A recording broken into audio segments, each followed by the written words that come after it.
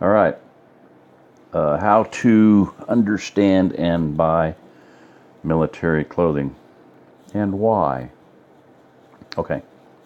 So let me start this section off, part two, with some comments about for over 20 years, I have foreseen a time when we, meaning remnant believers, would be doing search and rescue. That time is very nearly here. Even in my book, if you read my book, lulu.com, How to Get Out of Babylon, author, my name at the time, Jeremiah Elliott, Scottish clan name. Even in that book, I mentioned that a father and daughter had the same dreams. And when they told me that, and the first thing the father said was, "We have both been out in the woods looking for people to bring them in, evading military patrols, to bring people into safety." And I said, "Oh, I've seen that for years." So in 2000, I wrote that into my book, and I said I'd been seeing that for years, the need for that. Of course, he got really excited. He goes, Kylie, and he yelled across the room, "Kylie, this man has the same dreams we have." I went, "Oh, hold on. I'm not dreaming. I just know that it's going to happen. I've read history. I know I've seen the handwriting on the wall, and the handwriting on the wall says people are going to be on foot, and they're going to be coming in, trying to evade military patrols and roadblocks and roving gangs of marauders and gangs and bikers and zombies and mutant zombie bikers and, paramilitary and MS-13 and all kinds of other horrific terrors abroad. Feral hogs, alligators, on and on and on. Wolves and grizzlies and mountain lions and some weird new animal here. It looks like I saw that wolf that was killed, that thing that was killed in Montana, looks exactly like it's down in South America. It bark roars. The ears looked exactly the same. Like somebody brought them up here and they've released them. Very weird. So, some kind of a wild dog looking thing. But this thing was huge, way bigger than the ones that they showed on the video. Okay, so point being is, if you're going to go out on a search and rescue team, you're going to need to be dressed for it. You're not going to want to be seen. This couple, this father and daughter, as it specifically said, we've been out in the woods evading military patrols. Okay. You're going to have to be able to move, shoot, move, and communicate, and do it at night and not be seen at night. And we're going to go into this, but these military, I would say BDUs because I'm used to that term, but these are not BDUs. Okay. They're different. ACU. All right, so Gabriel says this. Now, there are differences between the U.S. Army multicam and OCP uniform. The multicam ACU cut uniform was essentially the modern-day equivalent of the Vietnam Tiger Stripe uniform adopted by Special Operations in Vietnam.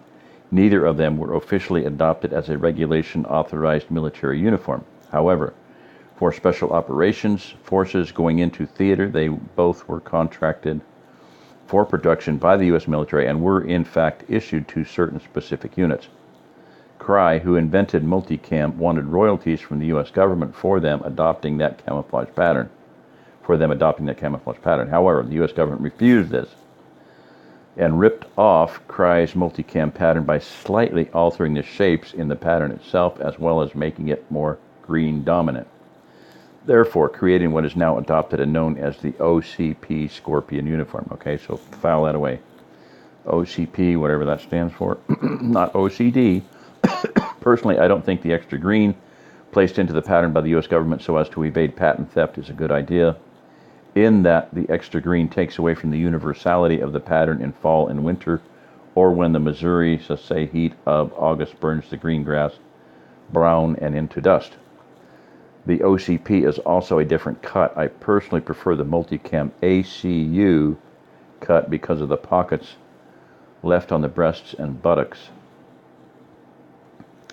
which I feel is better to have them and not need them than to need them and not have them. Boy, is that not the quintessential prepper motto. Well, better to have it and not need it than need it and not have it. If 1 is good, 2's better, and if 2's good, 4 is better, and if 4's good, 8's better. All right, shut up.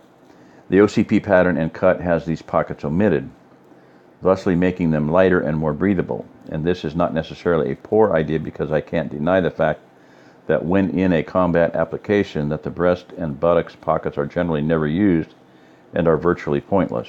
Another thing I also favor about the multicam ACU cut uniform is the Mandarin collar. I don't do well in cold, and we lose most of our body heat in winter through the collar.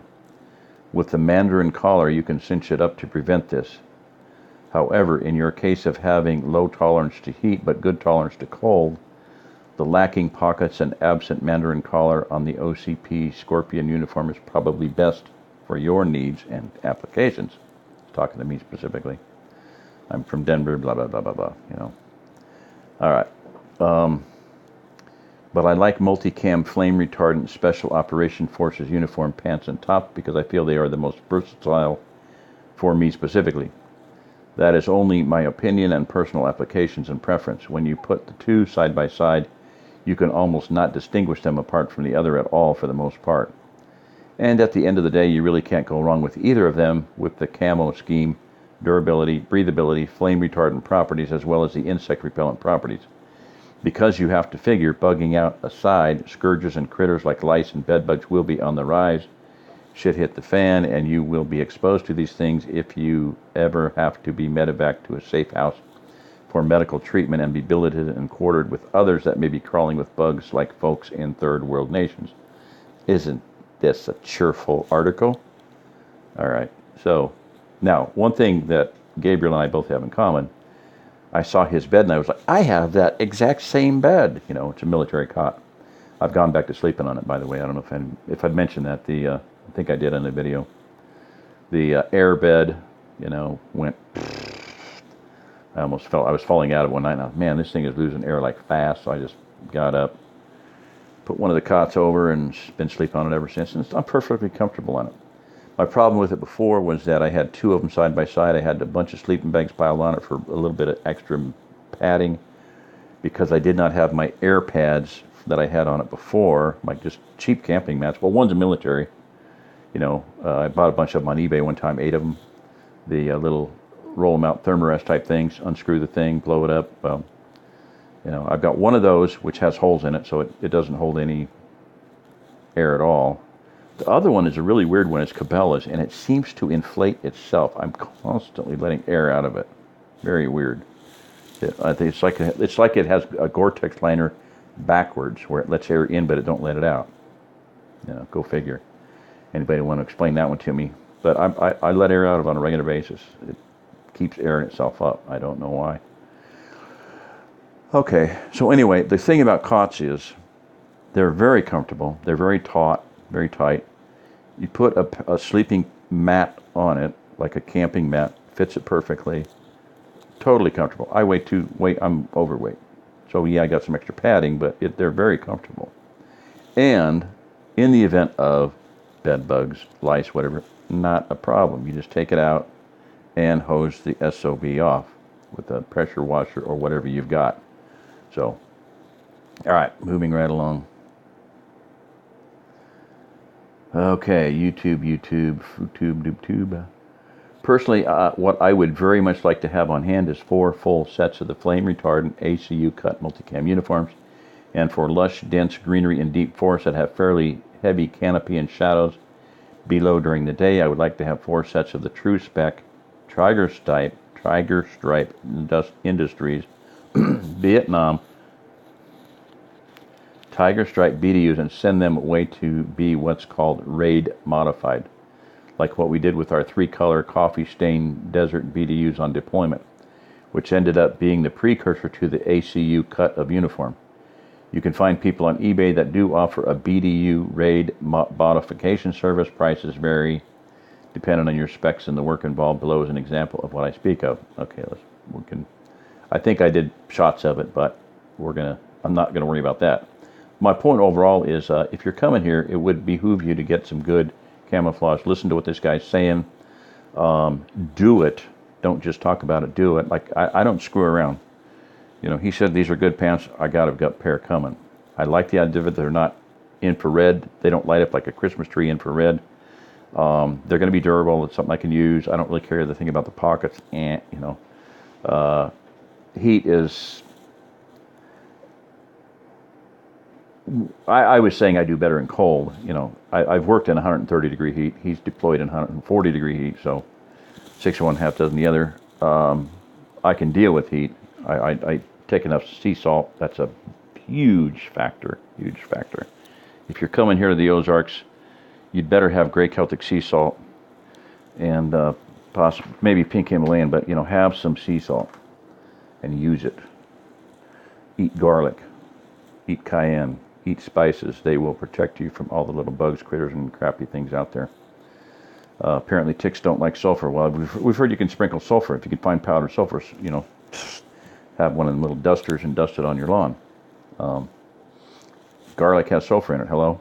So does onions. So eat lots of onions and garlic. And Countryman said he goes through, I think, is that a pound of powdered garlic in... it's in one of the comments. A month, maybe, per month. Maybe a year. But I would not be surprised. A pound of garlic in a month, not bad. Between regular garlic and powdered garlic. But he said a pound of powdered garlic. Maybe he was exaggerating. But hey, get a clue. Garlic does bad things to bad bugs. All right.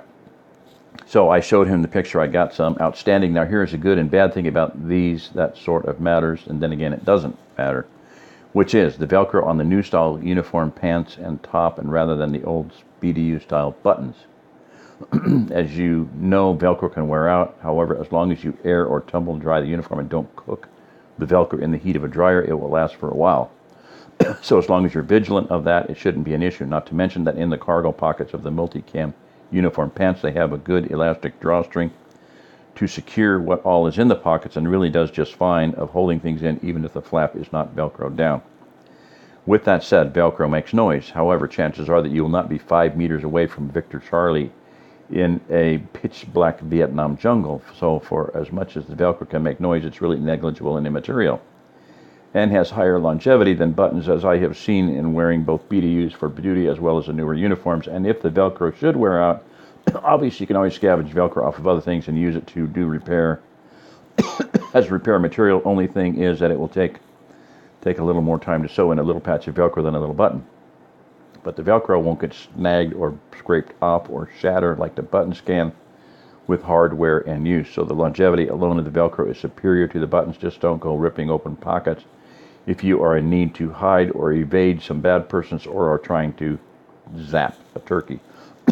Easy enough.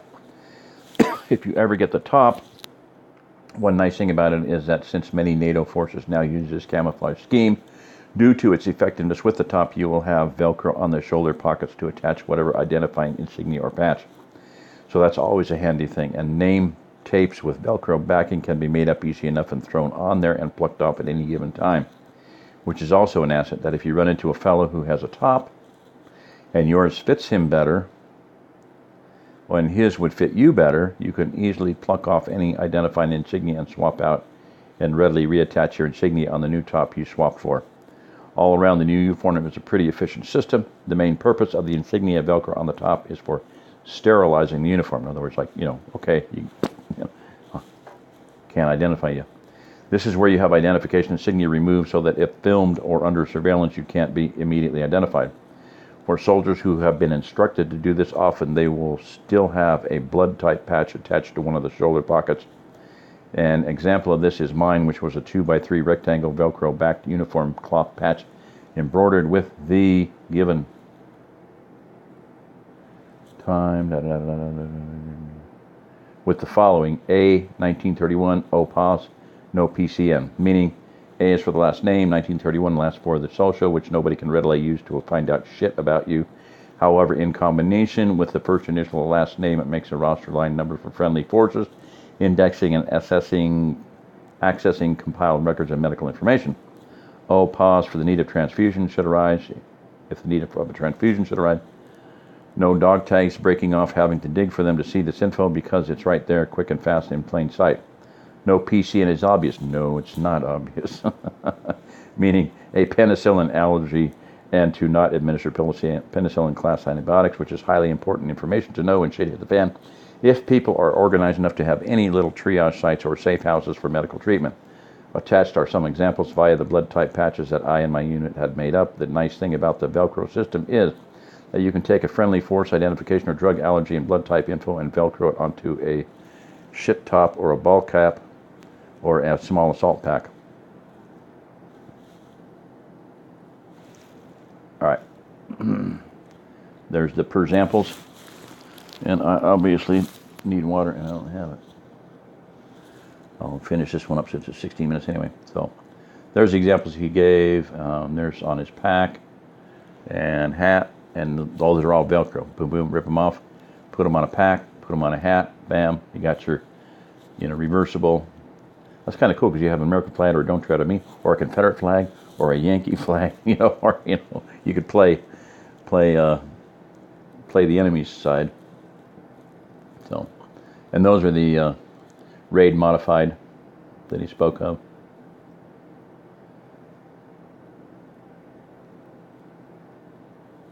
I didn't do a whole lot of shots of them, but that's a few.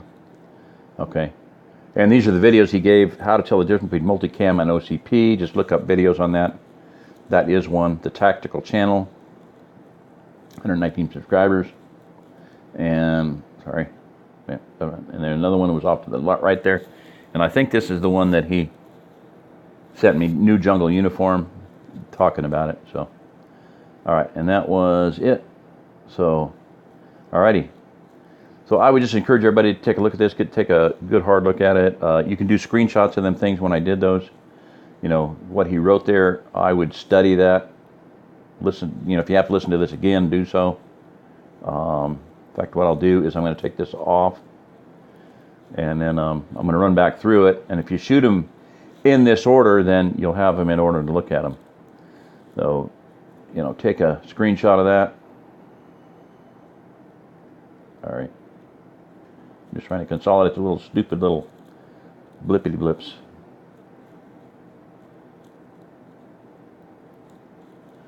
All right.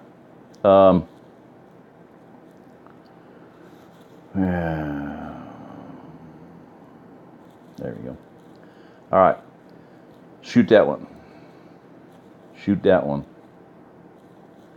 Read these. Serious. I'd like to see about 50 people show up here in uniform, civilian or not. Boonie hats. Well, I got a bunch of boonie hats because I was thinking that, if I had a contingent of, let's say, 3, 5 personal assistants around me, I would want them all in the same uniforms. People to watch my back and just help out, and secretary, radio. I got the idea because I'll tell you why. Series of stories, I've commented about them before. Out of the Ashes, William Johnston. Heavily military. Future scenario, should hit the fan, balloon goes up. Nuclear war, post-toasty, the whole 9 yards. Lots of sci-fi. But I was reading them and I said to my wife, I said, these are not science fiction. This is history. It just hasn't happened yet. Not about all the details and all the retarded science sci-fi stuff, but just because of it not retarded. I mean, hell, probably what's in there is pretty benign compared to what we're facing. What the hell am I talking about? So, genetically modifying people and interbreeding them with weird animals. So anyway, point is that General Ben Raines had a contingent of personal bodyguards. And shoot that one. Ooh, I should have fixed that one. I didn't. I'm sorry. I like to do that. One with Beth was the radio operator, a woman. Badger Harbin. See, what was the other one? There were at least 3. Oh yeah, Jersey was one of them. But people that were watching his back, watch his 6, and constantly getting into, he would lead them into battle all the time. He always was up for fighting. He always carried a Tommy gun, 45, the old Thompson drum, full auto machine gun. But anyway, okay, so that's about it. I think there was more before that. Okay, get that one. No, I'm serious, man. Take this to heart. Get some good. Okay, that was it. All right, BDUs. Yeah, that was it. Okay, so anyway, there you go. That's it. This is Jerry Diamond. If you're listening to this, you are the Remnant, and I gotta find. Where is the thing? Oh my gosh. There it is. Bam.